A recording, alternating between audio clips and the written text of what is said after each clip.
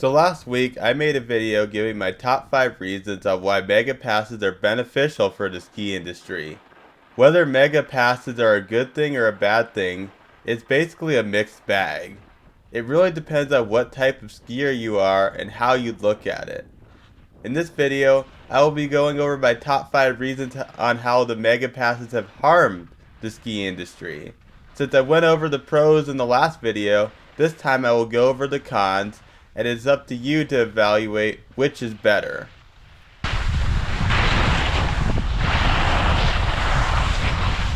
What is happening, everybody? I hope you all are having a happy Friday. This Friday is a happy Friday because we finally got another long weekend. Unfortunately for anybody outside of Northern California, there isn't any good skiing to enjoy this weekend. Looking ahead to future long weekends, those are the times when mega passes can mess up your experience. Having to wait in long lines because everybody else and their pet cat is trying to get their money's worth during their time off as well as you. Here are the top 5 ways mega passes have harmed the ski industry. Starting at number 5, you are forced to ski less desirable days.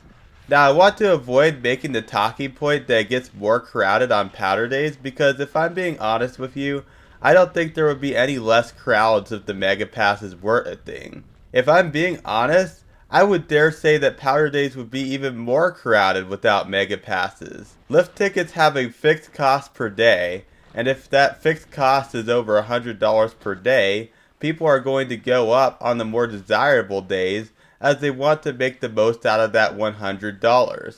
With the mega passes, the more days you go, the more it brings down the cost per day. Now for us diehard skiers, going up more days isn't really a big deal because we can have just as much fun, if not more fun, on a hard pack day as on a powder day. For people who don't want to ski leftovers, they're basically having to force themselves to go up on days where they don't want to ski, just to bring their cost per day down. Just the idea that most people have to set themselves a quota to make to justify the purchase of the pass can be annoying. Now the next downfall to the mega passes is more paid parking. Paid parking for ski resorts is incredibly annoying to cheap people like me who don't like being nickeled and dimed.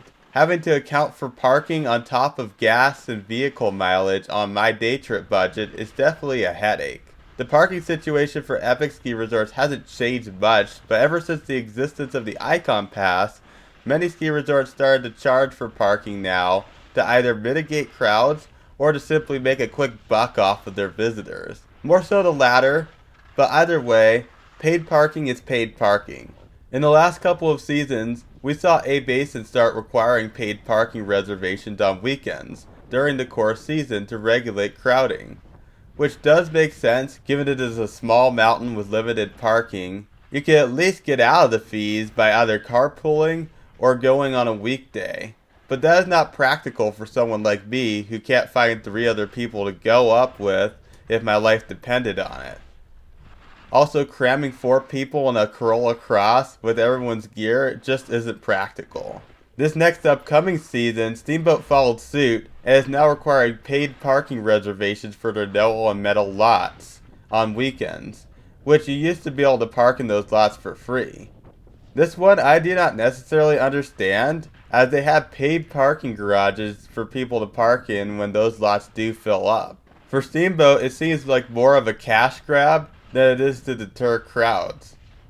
Steamboat and A-Basin unfortunately aren't the only resorts doing the parking reservations. Over in Utah, all of the resorts in the Little and Big Cottonwood Canyon are requiring paid parking reservations as well. So you may save money buying a mega pass, but you end up losing money by having to pay to park every time you want to go up and ski. Now moving on to number 3, most people are forced to commit to one set of resorts. Because there are 2 major mega passes, Epic and Ikon, Vail and Altera have to divide and conquer the ski resorts. You also got Indy, Mountain Collective, and the resorts that are not affiliated with any mega passes sitting in the shadows as well. All this competition sounds great on paper, but in reality it can be very restrictive.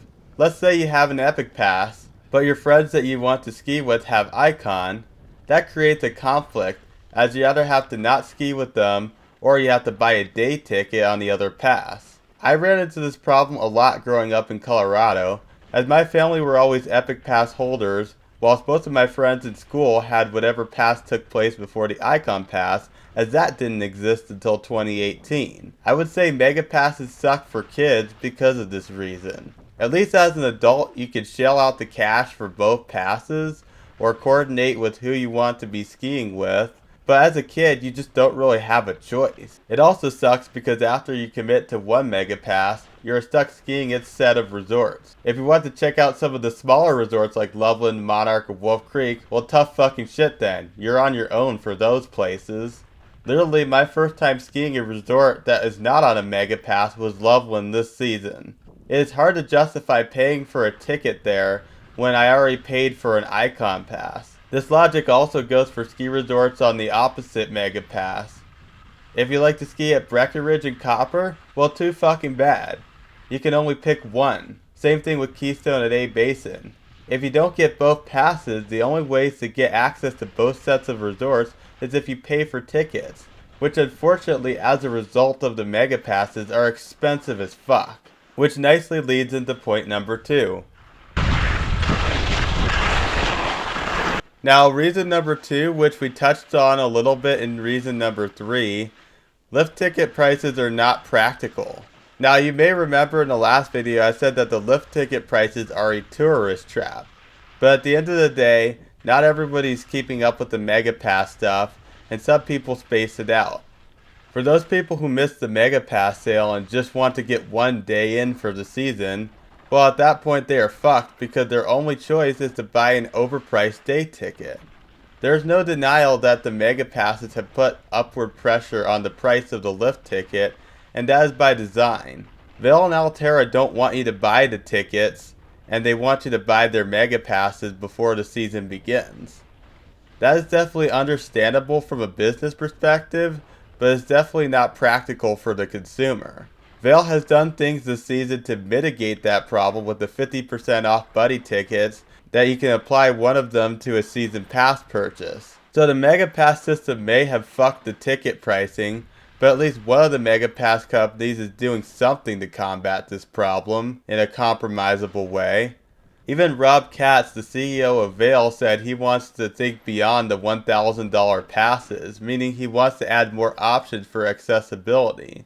Let's also talk briefly about the green dinosaur in the room, which is the lawsuits about the expensive lift ticket prices. Now, I don't have much faith in the court striking down the pricing models, but if they miraculously do, it'll be interesting to see what workarounds the two companies come up with and not lose profitability with their models.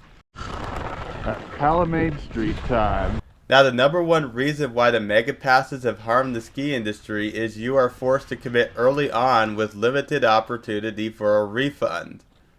Now, unfortunately, the big reason for the Mega Passes is to force the consumer to commit to the season ahead of time before knowing what the weather is going to be like. They do this on purpose because if people knew how bad the snowpack was going to be in the western US in 2026 ahead of time, think of how many people who would just simply not buy a pass for this season. They make it next to impossible to get a refund for these passes too. With the Ikon Pass, if you want an opportunity for a refund, you have to pay an extra $300 on top of an already expensive pass, and the refund expires on January 15th. Epic's refund policy is a bit more complicated, which we won't get into in this video. Personally, the weather is not going to stop me from skiing. As long as the ski resorts are open, I will go. I skied over 40 days this season with the worst snowfall in 50 years. So high year or dry year, I will still go. Unfortunately, weather is not the only factor that could ruin your ski season. There's also the factor of an injury which could happen on or off the slopes. If you get an injury that keeps you from being able to ski, then you forfeit up all that money you spent on the Mega Pass. The weather is not a big deal, but if you actually can't make it during the season either because of work or an injury or anything else that is beyond your control, then that's a real bummer. You not only miss out on the ski season, but all the money you spent on your pass goes to waste. It's also frustrating how they raise the price of the mega passes the longer you wait to buy them, as well as the fact that they raise the price of the pass every single year. So it is a system where you need to act quick or get penalized. But wait, there's more. I got a bonus reason on why mega passes are harmful to the ski industry. The food at the ski lodge is significantly more expensive as a result of them. I noticed this reality a lot when I went to Loveland this season and saw their food prices were actually reasonable. It made me realize how much the prices of the food at the mega resorts were a complete ripoff. Like it costs $20 to buy a hamburger. It is usually around $18 for chicken tenders and fries. You know, shit I could just heat up in my microwave at home. They're charging $18 for.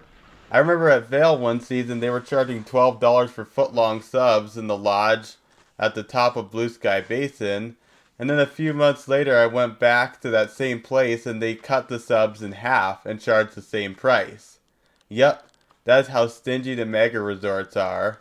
What blows my mind is people actually pay those prices. Not only that, but a lot of people don't even finish their food. I can't tell you how many times I've skied with friends that would buy food and then waste half of it. Then I always have to finish it off for them because I don't like seeing food get thrown away.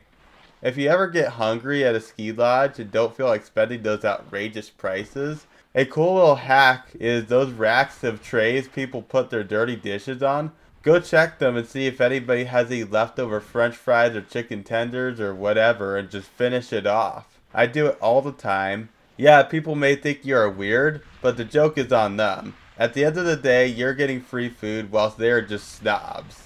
Oh, and I forgot to mention both Epic and Ikon give you discounts if you're a season pass holder. But it is only like 15 to 20% off, which only brings the price down like $1 or $2. Really, it doesn't feel like much because America does this very annoying thing where they charge the tax separately at the end. So you got that hidden cost. So the season pass discount really only just takes off the taxes, but barely puts a dent in the price of the food. Anyway, there are a ton of advantages and disadvantages to the Mega Pass system. It really just boils down to how much you ski and how you use your pass, as some people benefit from it whilst other people get fucked by it. No matter what system we have, somebody's going to end up being the loser in the end. The Mega Passes work well for me as I always get enough days to justify the purchase, but the same concept does not apply to everyone. Anyway, I hope you all enjoyed, and I'll see you all next time. Peace out.